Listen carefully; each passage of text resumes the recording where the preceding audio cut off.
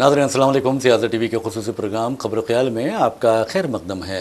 मैं मोहम्मद रियाज अहमद और मेरे साथी मुमताज़ माहिर तालीम मोहम्मद सिद्दीक़। अस्सलाम वालेकुम। बहरहाल नाज़रीन, जहाँ तक आपको बता दें कि हमारे प्रोग्राम का सवाल है, हम हर प्रोग्राम का आगाज़ प्यारे नबी सल्लल्लाहु अलैहि वसल्लम की हदीस मुबारक से करते हैं। और आप ये भी अच्छी तरह जानते हैं कि रोज़नामा सियासत अपने सफ़े आखिर पर हर रोज़ एक हदीस मुबारक शाये करता है, जिसका मकसद आवाम की रहनुमाई होता है। नाज़रीन, आप ये भी अच्छी तरह जानते हैं कि हम अपने प्रोग्राम में आपको चाँद की तारीख़ से भी वाकिफ़ करवाते हैं। आज चाँद की 22 तारीख़ है, यानी 22 सफ़रुल मुज़फ़्फ़र 1448 हिजरी। और आज की हदीस मुबारक कुछ इस तरह है।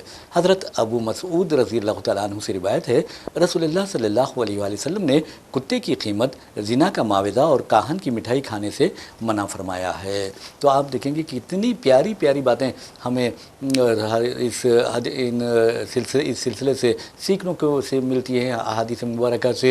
और हम अपनी ज़िंदगियों में सेहतमंद इनकलाब बर्पा कर सकते हैं, अपनी ज़िंदगी को पाकीज़ा बना सकते हैं, हर गुनाह की गंदगी से पाक रख सकते हैं। तो बहरहाल नाज़रीन, ख़बरों की तरफ चलते हैं और आपको बताते हैं कि ख़ास खबरें, यानी खबर ख्याल की ख़ास खबरें क्या है। खबर ख्याल की ख़ास खबरों में आपको बता दूं कि अतीक अहमद साबिक़ रुकन पार्लियामेंट है और योगी हुकूमत उन्हें गैंगस्टर के नाम से भी याद करती है, क्योंकि आपने देखा कि किस तरह अतीक अहमद को और उनके भाई अशरफ को जो साबिक़ मिले थे, उन्हें पुलिस की मौजूदगी में गोलियों से भून दिया गया, जबकि उनके हाथों में हथकड़ियाँ, पैरों में बेड़ियाँ थी। तो आप अंदाज़ा कीजिए किस जालिमाना अंदाज में, किस बेदर्दी से उनका कत्ल किया गया। और उसके बाद अतीक अहमद के ख़ानदान पर उत्तर प्रदेश पुलिस यानी कि नज़र लग गई और वो पीछे पड़ गई इस ख़ानदान के। शाइस्ता परवीन अतीक अहमद की अहलिया है, उनका पीछा किया गया। और उसके बाद आपको बता दूं कि अतीक अहमद के 5 बेटों में से एक बेटे असद को इनकाउंटर में मार दिया गया। फिर आपको बता दूं कि आज एक वाक़या पेश आया, मैं समझता हूं कि अतीक अहमद के ख़ानदान के लिए बहुत बड़ा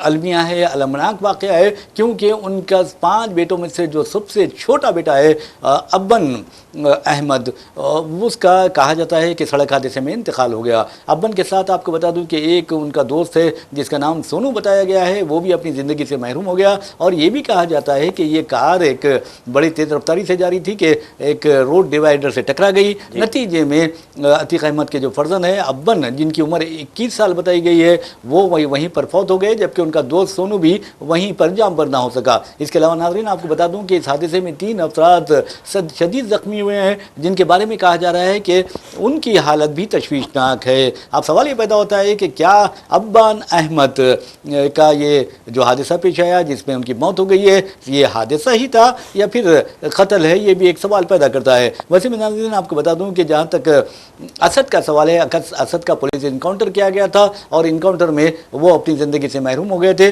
जहाँ तक अतीक अहमद का सवाल है, उनके 5 बेटे हैं, या जिनमें से अब 2 इस दुनिया में नहीं रहे। आज तो एक बेटे का इंतकाल हुआ है। और आपको बता दें कि 2023 में 13 अप्रैल 2023 में अतीक अहमद के बेटे असद अहमद को पुलिस इनकाउंटर में मारा गया था। उमर एक बेटे का नाम है, सबसे बड़े बेटे का नाम, फिर उसके बाद अली आते हैं, अली के बाद आपको असद नामी उनका एक बेटा जो जिसका इनकाउंटर किया गया, फिर अहज़म है और फिर अब्बन है। और अब्बन की उम्र सिर्फ 21 साल है और वो इस दुनिया से रुखसत हो चुका है। तो बहरहाल नाज़रीन, हम चलते हैं हमारे साथी सिद्दीक़ साहब के पास और उनसे पूछते हैं कि आखिर ये जो वाक़या पेश आया है, सिद्दीक़ साहब, ये कत्ल है या फिर एक हादसा ही है? अभी तो फिलहाल हम कुछ नहीं कर सकते रियाज साहब। ये बात तो तय है कि जो है ना कि हुकूमत, योगी हुकूमत इनके पीछे पड़ी हुई है।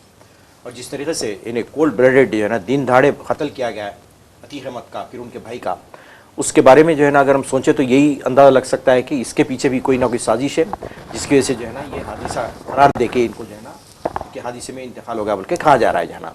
और वो एक्चुअली अपने भाई से मिलने के लिए जा रहे थे, वो जेल में, मथुरा की शायद है वो, तो मिलने के लिए जा रहे थे, तो बीच में ये रास्ता पेश आया। झांसी जा रहे थे। जी हाँ, प्रयागराज से, जी हाँ, प्रयागराज झांसी जा रहे थे, वहाँ शिफ्ट कर दिए थे उनको जेल में, तो मिलने के लिए जा रहे थे, तो ये हादसा पेश आया। तो आपको तो मालूम है जो है ना, उत्तर प्रदेश इनकाउंटर्स के लिए बदनाम रियासत है। यानी किसी को जो है ना इतने इनकाउंटर्स किए गए, शायद ही तारीख में कोई स्टेट की होगी इतने इनकाउंटर्स जो है ना वहाँ पे किए गए योगी की तरफ से, योगी हुकूमत की तरफ से जो है ना।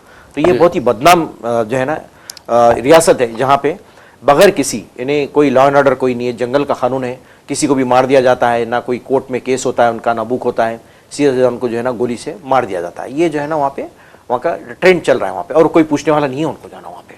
वैसे भी नाज़रीन आपको बता दूं कि जहाँ तक अतीक अहमद का सवाल है, अतीक अहमद को जिस अंदाज़ में माह रमज़ान मुबारक में शहीद किया गया था या मारा गया था, आप देखेंगे कि ये कोई मामूली बात नहीं है। पुलिस मौजूद है वहाँ पर, पुलिस के सामने आकर गुंडे वहाँ पर उनको शूट करते हैं, बिल्कुल करीब से गोली मारते हैं, अशरफ को गोली मारते हैं, उन्हें भी शहीद कर देते हैं। तो आप अंदाज़ा कीजिए कि किस अंदाज में, मनसूबाबंद अंदाज में अतीक अहमद और अशरफ का कत्ल किया गया था और मनसूबाबंद अंदाज में और पूरी एक साजिश के तहत ये कार्रवाई की गई थी। लेकिन तहकीकात के सामने क्या आया? कुछ नहीं आया। लेकिन एक बात ज़रूर है कि जिन्होंने भी अतीक अहमद को और उनके भाई को मारा है, अगर वो बाहर निकलेंगे तो फिर मैं समझता हूँ उनका भी हशर उसी तरह का होगा जो अतीक अहमद का और अशरफ का हुआ है। वैसे भी आपको बता दूं कि हुकूमतें आती है जाती हैं, इक़्तिदार किसी का हमेशा रहने वाला नहीं है और कोई ना कोई हद पे चढ़ सकता है इस तरह के लोगों के, क्योंकि इंतकाम की जब आग लगती है सीनों में, अतीक अहमद के बेटे नहीं तो मैं समझता हूँ कि अतीक अहमद के कोई रिश्तेदार हैं या उनके दोस्त अहबाब हैं, वो भी कुछ भी ऐसा कर सकते हैं जो इंतकामी यानी टिट फॉर टैट, ईंट का जवाब पत्थर से देने के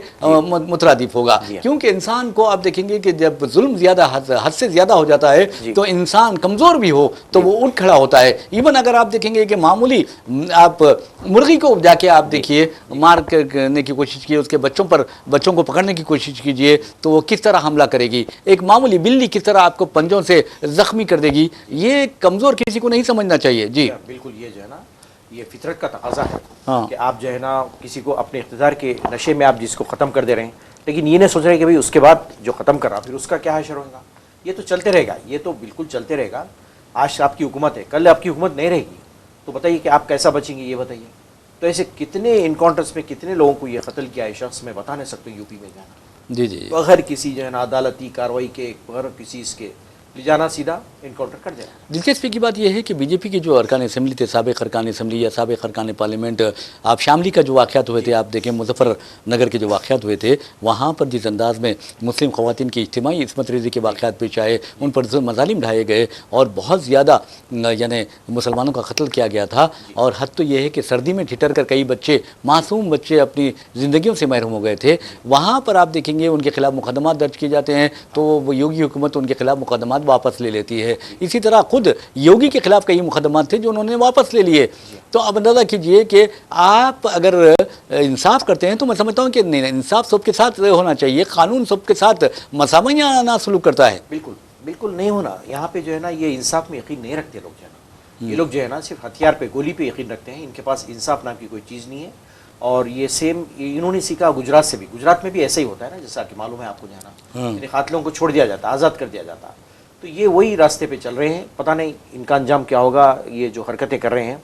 लेकिन अभी तो नशे के जो है ना उसमें चूर है, इख्तिदार में उन्होंने। लेकिन आगे चल के पता नहीं क्या हालात होने वाले हैं वहाँ की, यूपी के जाना।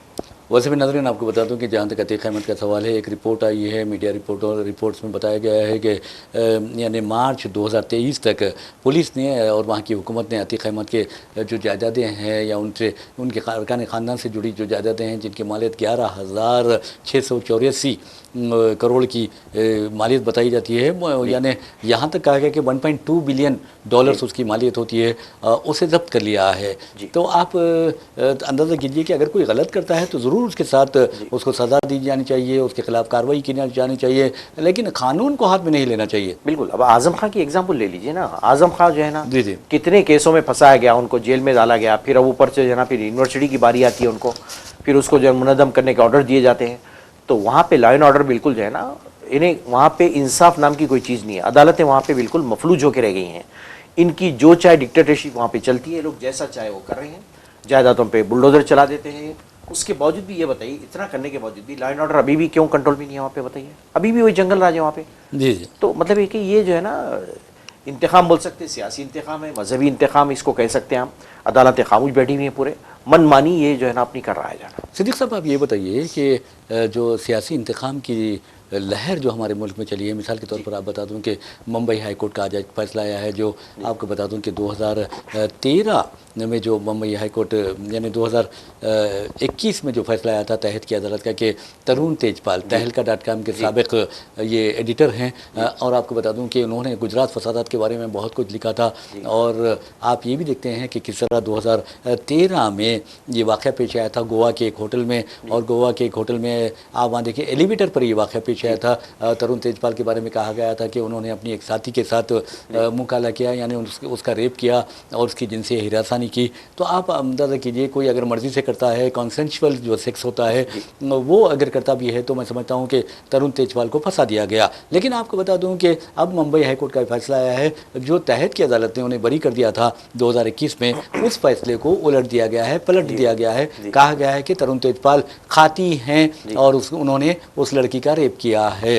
तो अदालत ये फैसला देती है मुंबई हाईकोर्ट। और आपको ये बता दूं कि अब तरुण तेजपाल, जिनकी उम्र 62 ईयर्स है, 62 साल है, उन्होंने वादे तौर पर कह दिया है क्यों और कब कहा है, आज उन्हें सज़ा भी सुना दी गई है, 10 साल कैद की सज़ा सुनाई गई है। उन्होंने कहा कि ये लोग मेरे पीछे 13 साल से पड़े हुए हैं, क्योंकि मैंने इनके खिलाफ बहुत कुछ लिखा है, और ये लोग जो भी इनके खिलाफ बोलते हैं और इनके खिलाफ लिखते हैं, तो उसके खिलाफ उसके पीछे पड़ जाते हैं, और वो उसकी कीमत मुझे चुकानी पड़ी है, और इनकी वजह से ये मेरा सियासी इंतकाम लिए हैं। और मुझे उम्मीद है कि मैं सुप्रीम कोर्ट से रुजू होऊंगा, और मुझे उम्मीद है कि वहाँ कुछ ऐसे जज होंगे जो हकीकत पर मबनी और दयानतदारी का मुजाहरा करेंगे। बिल्कुल।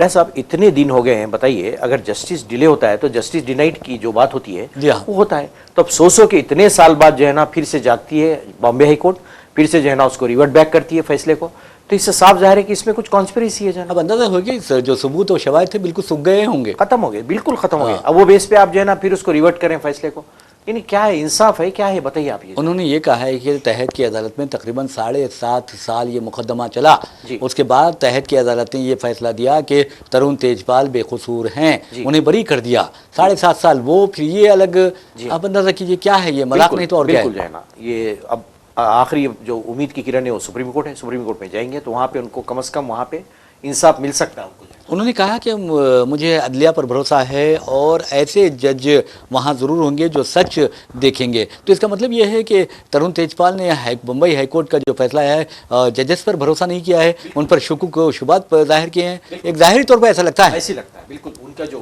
कहना है, उनका यही मतलब है कि ये ज़रूर जो है ना किसी के इन्फ्लुएंस में लोग डिसीजन दिए। जी जी जी।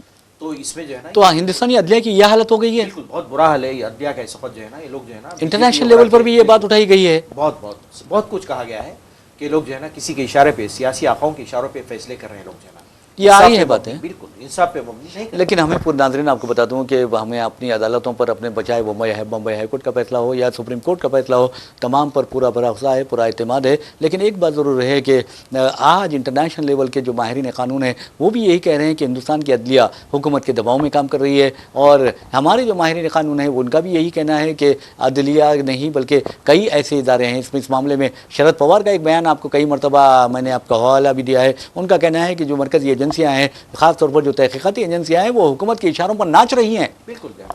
अब देखिए रियाज साहब, ये जो कॉकरोच जनता पार्टी है, इसका हिया कैसा हुआ, जी हाँ, पैदावार कैसी, वही चीफ जस्टिस का जो सीजीआई हमारी जो रिमार्क की है जो है ना, उसके बदले में जो है ना ये पार्टी को वजूद में आई, और अब स्ट्रांग हो गई ये पार्टी काफी जो है ना, और हुकूमत को भी आईना दिखा रही है। तो मतलब ये कि अदलिया का काम है कि सोच समझ के जबान खोलें, ऐसे बातें करें जो उसके मतलब कि लोग उसके कई इंटरप्रिटेशन लेते हैं। नहीं, वैसे भी अदलिया पर सबकी नजर है, अब बिल्कुल नजर है, आप जो भी फैसले दे रहे हैं। आप देखिए, बाबरी मस्जिद राम जन्मभूमि मिल्कियत मुकदमा होता है, आपको बता दूं कि जज ने कहा कि ये फेथ की बुनियाद पर, अकीदे की बुनियाद पर फैसला दिया गया है, और शर्म की बात है कि अकीदे की बुनियाद पर फैसले नहीं दिए जाते, फेथ की बुनियाद पर फैसले नहीं दिए जाते। फैसले मैं समझता हूँ कि सबूत और शवाहिद और दलाइल की बुनियाद पर दिए जाते हैं। जी हाँ, और जबकि सीजीआई उस वक्त के जो गोगोई, उन्होंने क्लियर कहा ये सब ठीक है, मिसमार कर दिए, मस्जिद थी, सब थी, पर फैसला होता है अकीदे की बुनियाद पे। और उन्होंने ये जब फैसले में ये कहा गया कि मुजरिमीन ने इस मस्जिद को शहीद किया, बिल्कुल बिल्कुल, उन्होंने हर चीज़ क्लियर की, लेकिन फैसला होता है जो है ना अकीदे की बुनियाद, आस्था की बुनियाद पे फैसला होता है, और आस्था की बुनियाद पर फैसला देने वालों को आपको देखेंगे राज्यसभा भेज दिया जाता है। बिल्कुल, राज्यसभा भेजा जाता है। आपको मालूम है उनको भी फंसाने की कोशिश की गई थी कि खातून का एक केस था, उसमें भी जो है ना बाल बाल बच गए हो जाना, डर के मारे बिल्कुल प्रेशर डाल के उनको जो है ना ये फैसला लिया गया, उनसे साफ जाहिर होता है। बिल्कुल बिल्कुल। और इस फैसले पर अभी भी मैं कहता हूँ कि इस फैसले का दोबारा यानी रिव्यू करना जाना चाहिए, दोबारा जायजा लेना चाहिए। जी, तो फिलहाल बॉम्बे में ये चीज़ मुमकिन नहीं है, क्योंकि तो आपको मालूम है महाराष्ट्र में किसकी हुकूमत है, तो ये सुप्रीम कोर्ट में हो सकता है कुछ इंसाफ मिले इनको जाना।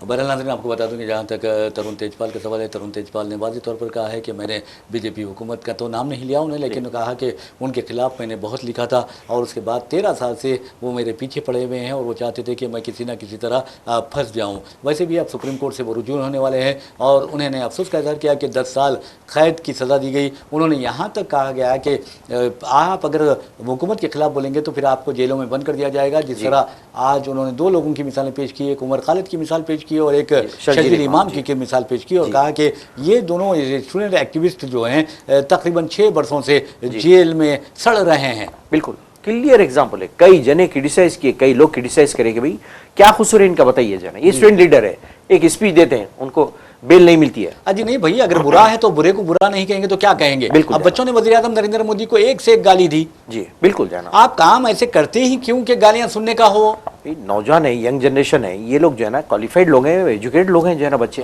वो जो आपकी दुपती रख पे लोग हाथ रख रहे हो, मतलब है कि कुछ ना कहीं सच है बात हो जाए ना। वो लोग बच्चे सीधे साधे होते हैं, दिमाग बिल्कुल उनका वो होता है। नहीं, उन्होंने तो अब हकीकत समझना शुरू कर दिया है उन्होंने। और वो समझ चुके हैं कि बुरा कौन है, अच्छा कौन है, मुल्क का भला कौन चाहता, बुराई कौन चाहता, हिंदुस्तान को मजहबी खतूत पर तकसीम कौन कर रहा है और हिंदुस्तान को यानी एक अजीम शान मुल्क की हैसियत से मुत्तहिद कौन कर रहा है, वो अच्छी तरह जान चुके हैं। बिल्कुल, अब हकीकत उनके ऊपर इंकिशाफ हुआ है कि भाई इसके पीछे कौन है, ये लोग इख्तिदार कैसा हासिल किए और किस तरीके से लोग हिंदू मुस्लिम करके लोग जो है ना अपना उल्लू सीधा कर। अरे बंकीपुर में तो हिम्मत नहीं कर सके ये लोग, बिल्कुल ना हिंदू मुस्लिम कर सके, ना जात पात का उनका कार्ड चला है। जबकि आपको बता दूं कि नौजवानों ने प्रशांत किशोर की तायद की, तिवारी का जो इनकाउंटर किया गया था उसके बाद आला अदालत के जो हिंदू थे उन्होंने इनकी तायद की। जी हाँ बिल्कुल जो है ना, वहाँ पे सही फैसला किया, वोटर्स ने वहाँ पे सही फैसला किया जाना। दतिया का जो हुआ मध्य प्रदेश का, आप देखेंगे वहां पर तवक्को नहीं थी कांग्रेस को कामयाबी मिली, तो लोग अब इनसे बेजार हो गए। बिल्कुल जाना, खुद राहुल गांधी ने कहा कि मोदी जी से और बीजेपी से लोग बेजार हो चुके हैं। ये वजह है साहब, पार्लियामेंट में आ रहे हैं ना ये लोग फेस बताने के लिए, इतने शर्मिंदा है लोग जो है ना, पार्लियामेंट में आके बयान देना नहीं चाह रहे लोग आके जाना। राहुल गांधी ने कहा है, खरगे ने कहा है और प्रियंका गांधी ने कहा है कि वज़ीर आज़म नरेंद्र मोदी हो या फिर अमित शाह हो, पार्लियामेंट आने से घबरा रहे हैं, शर्मा रहे हैं, और अगर ये कसूरवार नहीं है तो फिर पार्लियामेंट आके बयान दीजिए ना। बिल्कुल जो है ना, आइए आके फेस टू फेस बात करिए ना, डरने की क्या बात है। जी कुछ ना कुछ बात है जरूर जिससे आप जो है ना खौफजदा हैं, स्टूडेंट से खौफजदा है, इसका मतलब है क्या? अजी स्टूडेंट से छोड़िए, अब राम मंदिर में जो चंदा चोरी हुई है 2500 से लेकर 3000 करोड़ का स्कैम है वो, जी हाँ, क्या उसका जवाब दे सकते हैं वज़ीर आज़म नरेंद्र मोदी? अब तो वहाँ पार्लियामेंट में ये नारे लग रहे हैं कि चंदा चोर गद्दी छोड़। जी हाँ बिल्कुल जो है ना, आज भी एहतियाज हुआ है ना। अब देखिए मानसून सेशन कब से हुआ है, आज तक जो है ना कोई काम काज नहीं हुआ है। आपको मालूम है एक दिन का जो खर्चा है दोनों पार्लियामेंट का 9 करोड़ का खर्चा है पार्लियामेंट चलाने के, एक दिन के। अवाम का टैक्स है भाई, अवाम के जेब के पैसे जा रहे हैं ना, खाली जाना। वैसे भी नाज़रीन आपको बता दूं कि जहाँ तक तरुण तेजपाल का सवाल है, तरुण तेजपाल ने यह कह दिया है कि उन्हें उन लोगों के खिलाफ लिखने का खमियाजा भुगतना पड़ा है और एक उन्होंने ये भी कहा है कि अदालत ने जो उन्हें सज़ा दी है। तो बहरहाल नाज़रीन, जिन IPC की हिंदुस्तान ताज़ीरात हिंद की दफ़ात यानी 354A, 354B, 376(2) और फिर A और 375(3)(2) एंड F के तहत जिनसी हरासानी और इस्मत रेज़ी के इल्ज़ामात आयद किए गए हैं। तो ये बहुत ख़तरनाक बात है। और तुषार मेहता जो हैं उन्होंने वाज़ेह तौर पर अदालत में कहा है कि मुल्ज़िम ने अपनी बेटी की उम्र की लड़की के साथ इस तरह का मुकाला किया है। अगर वो बेटी की उम्र की नहीं होती, बूढ़ी होती, तो क्या उसको सज़ा नहीं मिलनी चाहिए? बिल्कुल अजीब व गरीब मंतिक़ है। देखिए कैसे दलाइल पेश करते हैं लोग ना। एक चीज़ है रियाज साहब, देखिए दयानतदारी से अगर सहाफ़त करेंगे ना, आपको नतीजा ये होगा। अरे यहाँ तो जमहूरियत का रेप हो रहा है मेरे भाई। बिल्कुल बिल्कुल जो है ना, कोई पास लिहाज है नहीं किसी का। उन रेपिस्टों को क्या करना चाहिए बताइए आप, क्या सज़ा देना चाहिए? अदालत क्या कहती है? कुछ भी नहीं है, खामोशी है सब, वहाँ पे खामोश हो जाते हैं लोग। जी। बहरहाल नाज़रीन आपको बता दूं कि जहाँ तक हैदराबाद का सवाल है, हैदराबाद ही नहीं बल्कि सारी तेलंगाना में SIR का अमल जारी है और अब सिर्फ 4 दिन बाकी रह गए हैं, यानी 10 तारीख आखिरी तारीख होगी SIR में अपने नामों की शमूलियत के लिए। और नाज़रीन आपको ये बताना ज़रूरी है कि ये भी कहा जा रहा है कि कम से कम 62 लाख ऐसे राय दहिंदों की निशानदेही की गई है जिनमें से कोई मुस्तकिल तौर पर शिफ्ट हो गए हैं या फिर किसी का इंतकाल हो गया है या फिर आपको बता दूँ कि डुप्लीकेट वोटर्स हैं। तो 4 चीज़ें बताई जाती है, यानी ASDD means A stand for absent यानी लापता हैं, और दूसरा S स्टैंड फॉर शिफ्टेड जो एक मुकाम से दूसरे मुकाम मुंतकिल हो चुके हैं, और D stand for duplicate and another D stand for death तो आपको बता दूं जो मर गए हैं, खप गए हैं, उनके अगर आप देखेंगे तो 62 लाख ऐसे वोटर्स हैं। तो आप अंदाज़ा कीजिए कि अब ये भी कहा जा रहा है कि जो जिन लोगों राय दहिंदों ने अपने इनुमरेशन फॉर्म दाखिल किए गए हैं उनमें भी बेशुमार गलतियां पाई जाती हैं और ऐसे वोटर्स की तादाद भी लाखों में है। और इनको मैं समझता हूं कि ख़ास तौर पर हैदराबाद में 6 लाख वोटर्स ऐसे हैं जिन्हें नोटिसें दी जाने वाली है। जी हाँ, बिल्कुल जो है ना। और कई ऐसे भी रियाज साहब ने ये लोग जो है ना फॉर्म सबमिट नहीं, इन्यूमरेशन फॉर्म सबमिट भी नहीं किए, कई लोग मैपिंग नहीं करवाई, शायद नहीं करवाए, मैपिंग नहीं करवाए, कभी करने के हैं बहुत सारे। अगर आप जाइए किसी बीएलओ के पास आपको कट्टा मिलेगा ऐसा, वो लोग बोले कि आके लेके नहीं जा रहे वापस से जाना। तो ये भी है उसमें, थोड़े से केसेस ऐसे भी हैं उसमें। लेकिन एक बात बताई गई है, जो गलतियां बताई गई है, एक तो ये कहा गया है कि एक तो मैपिंग नहीं करवाई, दूसरी बात अहम बात है कम से कम 5 जो वजूहत बताई गई हैं। एक आप देखेंगे एज गैप जो होता है, उम्र के दरमियान जो फ़र्क आता है, एज गैप विद पेरेंट्स यानी अपने वालिदैन के साथ जो एज गैप है वो 15 साल से कम है, तो ऐसे वोटर्स को भी नोटिस दी जाने वाली है। इसी तरह अगर आप देखेंगे age gap with parents more than 50 years, अगर आपके पेरेंट्स के साथ एज गैप 50 साल से ज़्यादा है तो अब वो भी आपको नोटिस दी जाएगी। The age gap with grand parents less than 40 years, अगर अपने दादा दादी नाना नानी से आपकी उम्र का जो गैप है वो 40 साल से कम है तो उन लोगों को भी नोटिस दी जाने वाली है। ये तो 3 हो गए हैं। चौथा जो है आपको बता दूं कि 6 और more voters map to a person, यानी एक शख्स से 6 या उससे ज़ायद जो लोगों का मैपिंग की गई है तो उन लोगों को भी नोटिस दी जाने वाली है। क्योंकि पहले कहा गया कि आप मैप करवा सकते हैं अपने वालिद से, अपने वालिदैन से, यानी 6 लोग करवा सकते हैं एक शख्स के, उससे ज़ायद नहीं करवाना चाहिए। इसके अलावा ये भी कहा गया है कि आपका जो उम्र में फ़र्क है, यानी आप भाई बहनों के दरमियान उम्र में 9 महीने का से कम फ़र्क है तो उनको भी नोटिस दी जाने वाली है। बिल्कुल बिल्कुल जो है ना, ये और भी कई चीज़ें हैं जो है ना इसमें, जिसके से जो है ना ये लोग जब नोटिस आएगी तो पता चलेगा, क्लैरिफाई करेंगे लोग कि क्या वजह से जो है ना इसमें खामियां पाई जाती हैं जो है ना इसमें। बिल्कुल नाज़रीन, हम एक इंटरनेशनल खबर की तरफ चलते हैं और आपको बता दूं कि अमेरिका जैसे मुल्क में जहां पर आपने देखा कि नेतन्याहू अमेरिकी सदर डोनाल्ड ट्रंप को बेवकूफ़ बनाने में बिल्कुल कामयाब रहा बेचारा, तो बहरहाल उसने जो आपको बता दूं कि एक जंगी मुजरिम है और आलमी अदालत इंसाफ ने उसके खिलाफ यानी वारंट गिरफ्तारी भी जारी किया है। ऐसे में वो अमेरिका आता है, डोनाल्ड ट्रंप से मुलाकात भी करता है। तो बहरहाल नेतन्याहू के बारे में कहा जाता है कि उसने डोनाल्ड ट्रंप को बड़े आसानी से बेवकूफ़ बनाया है। तो बहरहाल वहाँ पर आपको बता दूं कि यहूदी लॉबी जो होती है बहुत ही स्ट्रॉन्ग होती है, चाहे वो रिपब्लिकन पार्टी के उम्मीदवारों का सवाल हो या फिर डेमोक्रेटिक पार्टी के उम्मीदवारों का सवाल हो, ये लोग यानी यहूदी जो होते हैं वो असरअंदाज होते हैं। और आपको बता दूं वहाँ पर यहूदियों की एक तंजीम है American Israel public affairs committee, तो ये इसी कमेटी को कहा जाता है AIPAC। तो आपको मिशिगन में आपको बता दूं कि जो डेमोक्रेटिक पार्टी है, डेमोक्रेटिक पार्टी के अमेरिकी सेनेट प्राइमरी जो मुकाबला था उस मुकाबले में मिस्री निजात यानी ये इन नौजवान के जो वालिद हैं, वालिदैन जो हैं वो मिस्र से ताल्लुक़ रखते हैं, तो उनका बच्चा है अब्दुल सैयद। अब डॉक्टर अब्दुल सैयद PhD हैं और हेल्थ केयर में, तो उन्होंने प्राइमरी जो इलेक्शन है ये डेमोक्रेटिक प्राइमरी इलेक्शन जीत लिया है और बहुत ही सख्त मुकाबला हुआ है। और उन्होंने यानी सेहत आमा के जो माहिर है अब्दुल सैयद ने मिशिगन में डेमोक्रेटिक पार्टी के अमेरिकी सेनेट की प्राइमरी जो इंतखाब है उसमें करीबी मुकाबले में कामयाबी हासिल कर ली है। उन्होंने पार्टी के सीनियर लीडर और मेंबर ऑफ पार्लियामेंट जो है हेली स्टीवेंस को सख्त मुकाबले में शिकस्त दी है। जी हाँ, बिल्कुल, ये बहुत अच्छी बात है। और आपको तो मालूम है जो है ना यहूदी पीछे पड़े रहते हैं जो है ना, ये यहूदी लॉबी इतनी होने के बावजूद भी उनकी कामयाबी हासिल करना ये बहुत ग्रेट अचीवमेंट है। मेरे आपको अंदाजा है AIPAC जो है यहूदियों की जो तंजीम है उसने स्टीवेंस की बहुत ज़्यादा फंडिंग की थी। जी हाँ, बिल्कुल है ना, जैसा ममदानी के बाद वैसे ही बिल्कुल। जी बिल्कुल जी, तो बहुत बड़ी बात है। मैं समझता हूँ कि अब्दुल सैयद अब देखना है कि अगर ये कामयाब हो जाते हैं इस मुकाबले में, क्योंकि रिपब्लिकन पार्टी से अब उनका मुकाबला होगा, रिपब्लिकन पार्टी के माइक रॉजर्स अब इनका सामना करेंगे। तो मैं समझता हूँ कि जवान है और नौजवानों में जो आप अल्लामा इकबाल ने वाज़ेह तौर पर कहा था कि ओखा बिरू जब बेदार होती है जवानों में नजर आती है, उनको अपनी मंजिल आसमानों में। बिल्कुल जो है ना, तो यही वजह से वहाँ के अवाम जो सेलेक्ट किए हैं वो लोग चाहते हैं कि भाई यंगस्टर्स को ले, नौजवानों को ले, जो खासतौर पर जो बिल्कुल डायनामिक है और जो काम कर सकते हैं।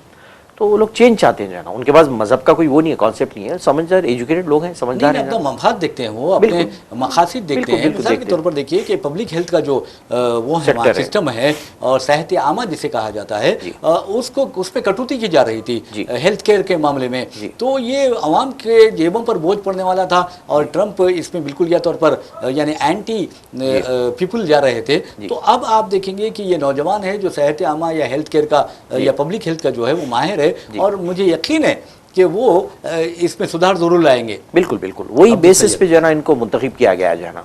जैसा जहरान ममदानी को भी देखेंगे आप जो है ना कि हाउसिंग के लिए, महंगाई के लिए उन्होंने क्या क्या किया, उन्होंने तमाम चीज़ों को मैं कंट्रोल करने वाला हूँ न्यूयॉर्क में जो है ना, तो वो बेस पे जो है ना सब उनको वोट डाले जो है ना। जी जी। वैसे नाज़रीन आपको बता दूं कि जहाँ तक हैदराबाद का सवाल है, हैदराबाद में आपको बता दूं कि बच्चों को जब छुट्टी मिलती है या हॉलीडेज़ मिलते हैं तो वो बहुत ज़्यादा खुश होते हैं। और आपको ये बता दूं कि अब बच्चों को 8, 9, 10 ये अगस्त को यानी 3 दिन तातिल रहेगी, मुसलसल 3 दिन तातिल रहेगी, तो बच्चे एंजॉय करेंगे। और आपको ये बता दूं कि 8, 9, 10 बोनाल जो त्यौहार है उसके सिलसिले में ख़ासतौर पर 10 तारीख को बोनाल त्यौहार है, जबकि 8, 9 जो है सेकेंड सैटरडे एंड संडे आ रहा है। इसके अलावा नाज़रीन आपको बता दूं कि अगस्त में जहाँ तक हॉलीडेज़ का सवाल है तकरीबन 11 हॉलीडेज़ है अगस्त में, जिसमें 5 जो है वो तो इतवार आते हैं और इतवार आ रहे हैं 5। इसके अलावा 3 जो हैं वो ऑप्शनल हॉलीडेज़ हैं यानी इख्तियारी तातिल है और 3 जो है जनरल हॉलीडेज़ हैं। और आपको ये बता दूं कि जहाँ तक 10 तारीख का सवाल है बोनाल का जुलूस है और फिर 15 अगस्त का जो सवाल है वो जश्न यौम आज़ादी है और हमारे प्यारे नबी सल्लल्लाहु अलैहि वसल्लम की जो मिलाद मुबारक है, मिलादुल नबी जो है वो उसकी तातिल जो है 26 अगस्त को दी जा रही है। जी हाँ बिल्कुल जो है ना, काफ़ी हॉलीडेज़ हैं देखा जाए तो अगस्त में काफ़ी हॉलीडेज़ आते हैं, इख्तियारी मिला के ऑप्शनल और कंपल्सरी मिला के जनरल हॉलीडेज़ मिला के काफ़ी हॉलीडेज़ मिलते हैं जी। तो स्कूलों को भी उसी हिसाब से तालीमी इदारों को भी तातलात दी जा रही हैं। जी जी बिल्कुल आपने सही कहा और इसी सही बात के साथ हम अपना प्रोग्राम खबरों के अख्ताम को पहुंचाते हैं। अपने मेज़बान मोहम्मद रियाज अहमद और मेरे साथी मुमताज़ माहिर तालीम मोहम्मद सिद्दीक़ को इजाज़त दीजिए। इंशाल्लाह फिर मुलाकात होगी, फिर बात होगी, तब तक के लिए अल्लाह हाफ़िज़।